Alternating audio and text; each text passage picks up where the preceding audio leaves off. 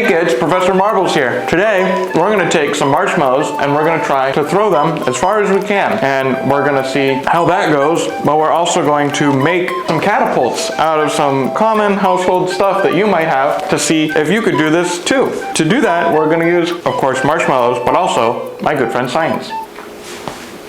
How about that?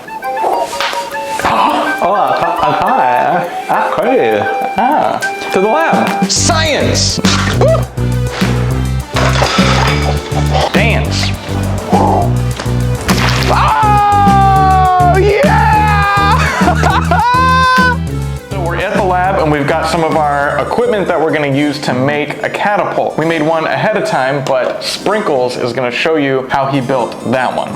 This is a very hard technical way of building one, so we're going to do step by step here. I got myself a paper cup, simple items you can find in the pantry. Simple. I got a little skewer, and I'm going to do another little skewer just to add some stability. That's what you see here. Just add stability to the catapult. You want to be careful you don't poke your hand, and that'll be bad. Oh, or bend the bowl, but we got it. And go all the way across. Always remember safety. Your PPE. Oh yeah, no, for sure, And then we're gonna just, right like that. There's one, it's gonna act like a leg. That way when the catapult pults, it won't flip over. A catapult pults. I think that's the scientific term. Because a catapults. I feel like there's either a cat or a caterpillar joke in there somewhere. Maybe.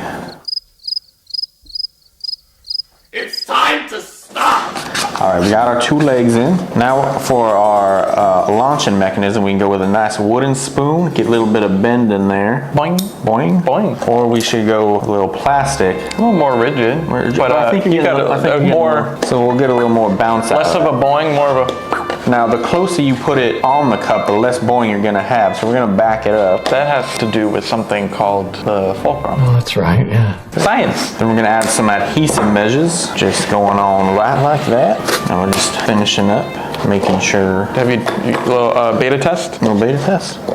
Oh wow, that's very. You put it on the edge there. Okay. Right. Yeah. And if you. Yeah. That'll go.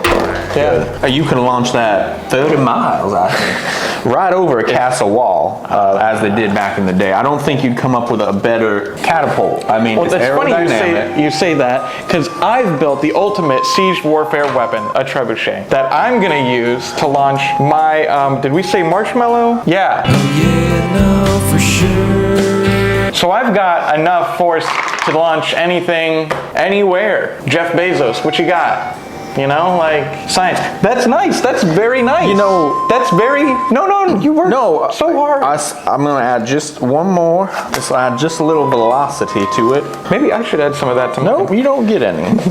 That way, it's also Aligned directional. with it? Yeah. You know, so I line it up, and now. Do you want a scope?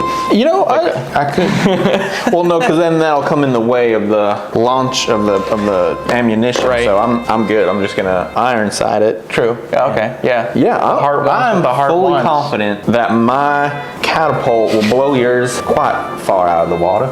Yours will blow a breeze by mine, and then mine will blow through the castle wall into the dungeon below and into the next continent. Okay, well, we'll just have to see then, won't we? We're gonna have to go to the outdoor lab. Away! Here we are at the outdoor lab, home of the wreckage site of Wacky Wiggler 1. Rest in peace. We've got our 2 catapults, well technically our 3, but we're gonna try them all and see who goes the furthest.